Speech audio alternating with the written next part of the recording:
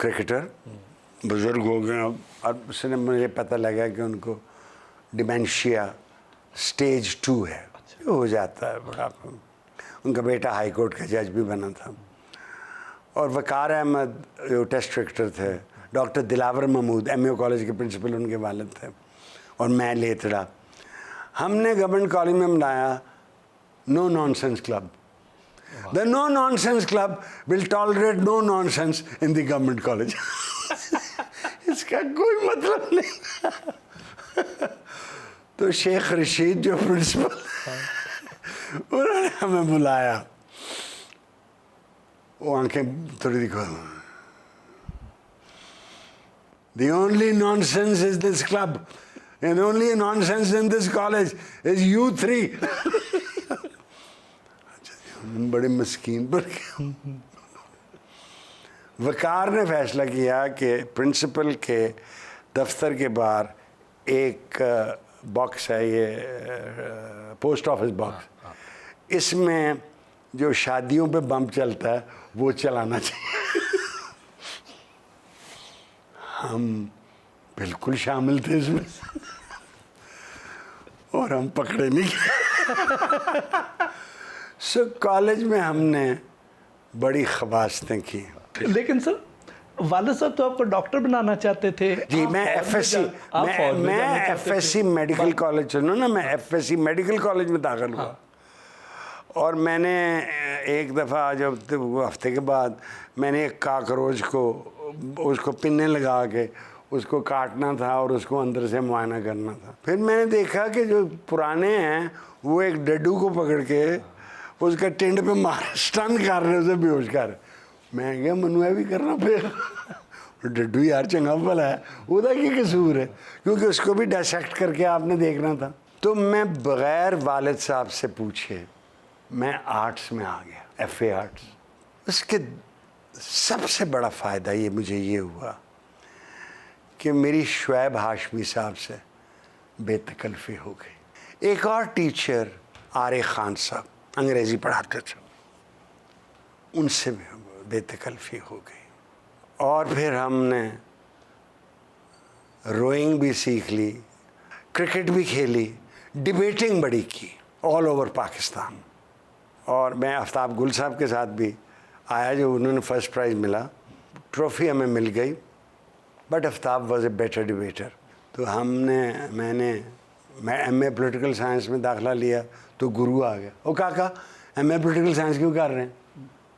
میں کہا کی کر لا کر. میں کہا تو فائدہ کی.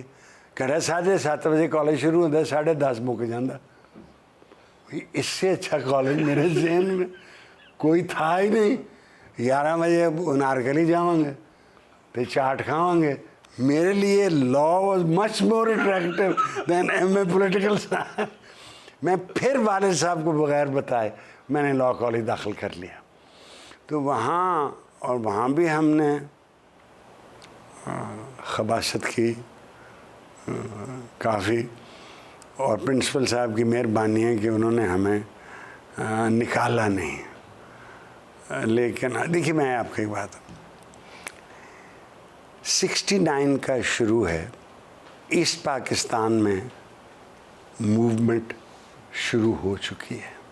سینٹ ہال میں ایک سیمینار ہوا جس میں ایک فارمر وائس چانسلر, چلو ان کا نام نہیں لیتے, وہ بھی آئے.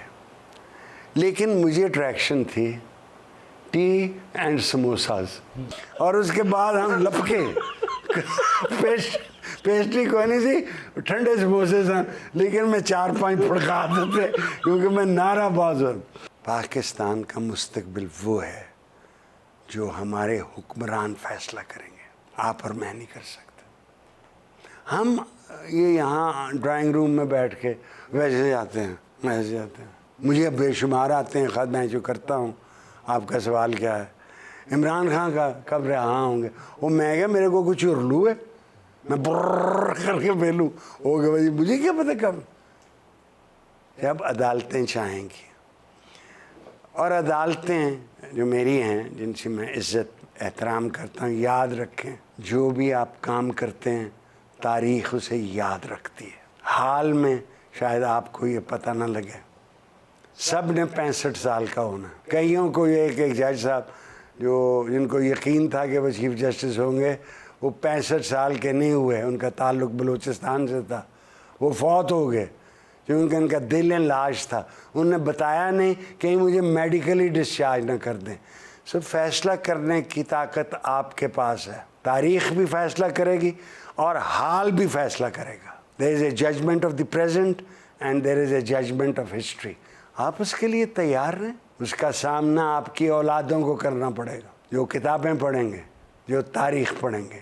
اب جو مرضی فیصلہ کریں, میں کون ہوں, کوئی ہاتھ تو نہیں پکڑ سکتا آپ کا. یہ فیصلہ کرو, آپ کریں جو آپ کرتے ہیں. اسی طرح جو حکومت چلا رہے ہیں آپ فیصلہ کریں, آپ فیصلہ کریں. کیا یہ سچ ہے کہ بانی چیئرمین تحریک انصاف جیل میں بڑی لگژری لائف گزار رہے ہیں اور اس لیے جیل کاٹنا آسان ہے؟ میری نظر میں اور جو مجھے انفارمیشن ہے یہ غلط ہے. لگژوریس لائف نہیں کاٹ رہے. یہ کہنا کہ ان کی پٹائی ہوتی ہے یہ بھی جھوٹ ہے. ان سے ملاقات کے وقت ہیں, لیکن بھائی جیل ہوتی ہے. عمران خان ایک مشکل پسند انسان ہے اور ان کا یقین اللہ پہ اور دین اسلام پہ, میں مذہب نہیں کہہ رہا, دین اسلام کہہ رہا ہوں, بہت پختہ ہے. اس کا نتیجہ کیا ہوتا ہے؟ منصور ہوتا ہے, منصور اللہ لا جاتا ہے, یا کچھ اور ہوتا ہے. یہ تاریخ اور قدرت فیصلہ کرتی ہے. میں تو ان کے بارے میں یہ بھی کہہ چکا ہوں کہ وہ سیاستدان نہیں ہیں, وہ ایک خیال اور ایک آئیڈیا بن گئے ہیں. خیال اور آئیڈیا کو کچلنا بڑا مشکل ہے, ویری ویری ڈیفیکلٹ. اور یہ کہ وہ جیل میں گل چھڑے اڑا رہے ہیں یہ بات جھوٹ ہے. یہ کہ وہ پڑھ رہے ہیں, ہاں ان کو کتابیں پڑھنے کا شوق ہے, لیکن ان کے لیے یہ ہے پڑھنا صرف کافی نہیں, اس کو یاد بھی کرنا اور اس پہ عمل بھی کرنا ہے.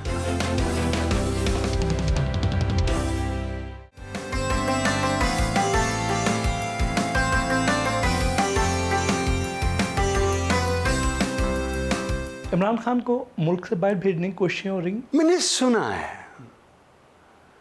سنا ہے کہ ہوئی تھی. میں نے یہ بھی سنا ہے کہ وہ کوششیں اب بند ہو گئی ہیں.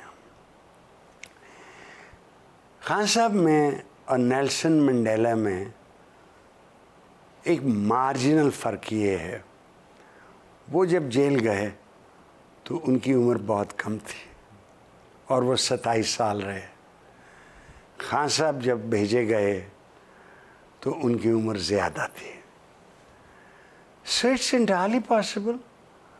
یہ نظام انسان کے ہاتھ میں نہیں ہے, یہ قدرت کے ہاتھ میں ہے. ہی میں die in jail, what can we say. But جب بھی وہ باہر آئے گا, لوگوں کو اچھا لگے یا برا لگے, عوام ان کے ساتھ ہے, فار گڈ ریزن اور بیڈ ریزن. وہ جب باہر آئیں گے تو کیا کوئی سیکھا ہوگا انہوں نے, وہ غلطیاں دوبارہ دہرائیں گے؟ میرا خیال ہے کہ خان صاحب سیکھیں گے, سیکھ کے آئیں گے.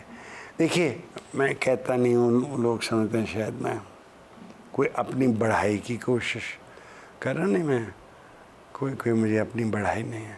انہوں نے مجھے کہا تھا میں نے کہ الیکشن لڑو تم جیت جاؤ گے.